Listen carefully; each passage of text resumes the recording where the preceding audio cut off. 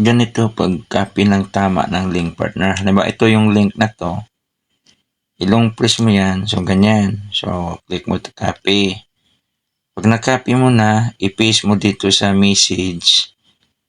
Yan, i-paste mo.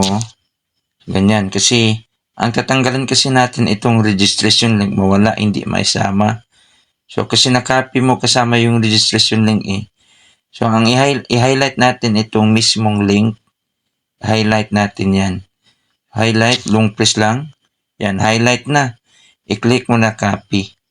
Pag na-copy na, punta ka na sa Trust Wallet. So, Trust Wallet.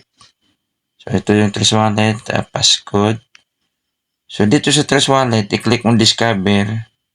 I-paste mo dito sa search or enter the URL. Long press mo. So, nag-copy na ng tama. Tapos, dito sa baba, merong search icon. I-click mo, search.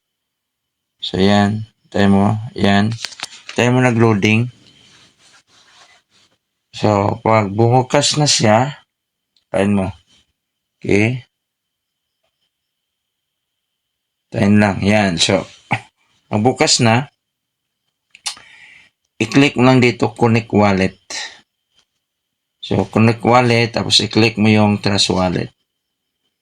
So, click, tapos i-click mo connect. Tapos, i-click mo sign in.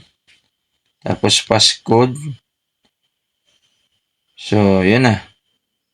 So, i-input mo yung pangalan mo dito. Lagay mo yung pangalan. O, tapos, pag nalagay mo yung pangalan, i-click mo yung arrow sa keypad. Keypad. Halimbawa, sample. Atan. Ganyan, atan. So, click mo yung arrow sa baba. Yan. Para ano na siya yan. Pag i-click mo na dito new stick. So, pwede ka na magka-buy. Tingnan mo yung sponsor ko. Yung current referrer mo, Jonathan Halop. Tapos, i-select mo na approve confirm. So, ganun na. Ganun lang. Okay na yan.